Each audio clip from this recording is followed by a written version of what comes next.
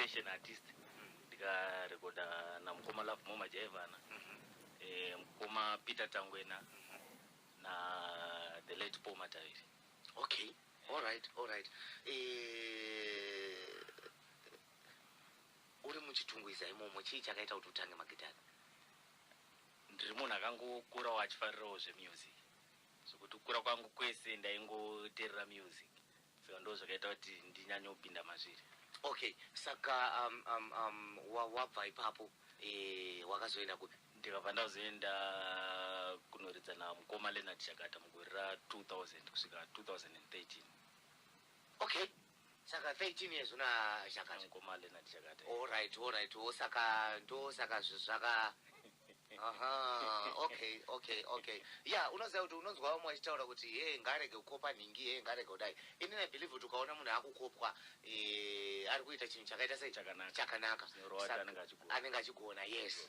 Saka hai ngatimbombererai mukoma Shakata maoko nekuti nhasi rinenge rangari zuva. But anyway, kumusic kwacho futi ndinoramba kuti hakuna kukopwa because you find out kuti kuZim Dance kunongogadzirwa rhythm roibwa nevanhu 15, 20, 30.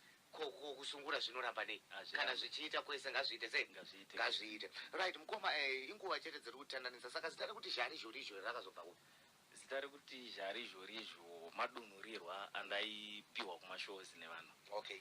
Vamwe vaiti George riri padhuze nekuti zhorizho. Okay. Ibva next rekunana Mozambique ameneko.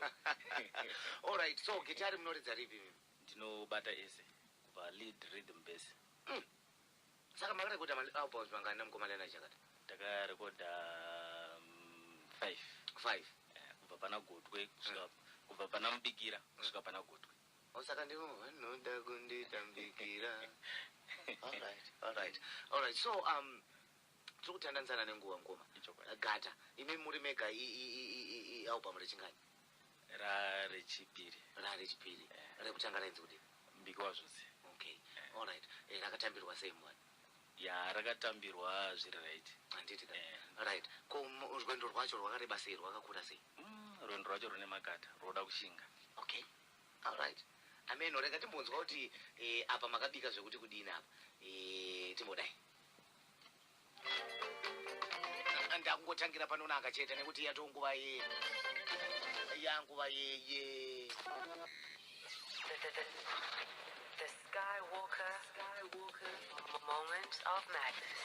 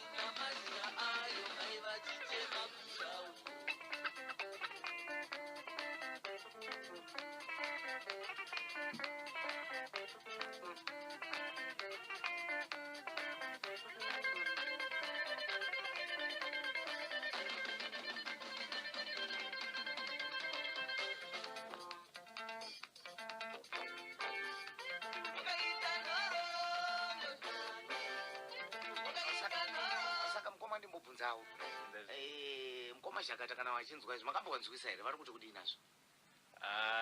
So far ndanganisa ndavanzwisa nokuti taakugara kure nawo. Okay. Asi muri mumagood books enyu. Chokwadi. Handiti ka. Alright, saka mukoma inguva chete dzatiri kutandanisana nadzo. But band munaro mashows muri kuita here. Mashows ndiri kutogadzisa kuti ndiite. Okay. Asi band riripo. Band riripo. Zvokushandisa zviripo. Zvokushandisa zviripo. Size yakanaka. So vanoda kukubatai mukoma nokubatai sei papi? Vanondibata pa 0775 700 94. 0775 700 94. Dzimbo munonyora sei? Nziyo ndinowanzonyora zvinoitika muvanhu. Okay. Amurote. Aiwa handirote. Okay. Alright. Saka mavideos chichichi. Mavideos ari kuya ri. Mavideos ndiri kutogadzirisa. Handiti ka. Zvokuti kupera kwegore rino ri mavideos anenge avapo. Alright, saka titsanangurirayo kuti namba dzenyu zvekare nepamunobatika pa WhatsApp here, pa Facebook, pa Twitter, pachi. Ndinobatika pa 0775 700 94. Okay. Ndobatika zve pa Twitter. Ndobatika zve pa email address jarizhorizo@gmail.com. Alright.